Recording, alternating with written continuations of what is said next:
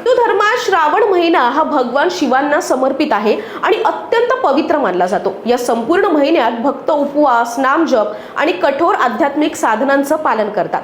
श्रावण महिन्यात मांसाहार करू नये असं म्हटलं जातं, पण असं का म्हणतात हे तुम्हाला माहिती आहे का? तर धार्मिक श्रद्धेनुसार श्रावण हा भक्ती, संयम आणि आत्मशुद्धीचा महिना मानला जातो। त्यामुळे या काळात सात्विक आहार घेऊन मन आणि शरीर शुद्ध ठेवण्यावर भर दिला जातो आणि म्हणूनच श्रावण महिन्यांमध्ये मांसाहार करणं अशुभ मानलं जातं। या महिन्यात कोणत्याही प्राण्याची हत्या करणं पाप मानलं जातं, कारण हा काळ ईश्वर भक्ती, तपश्चर्या, संयम आणि आत्मशुद्धीचा असतो।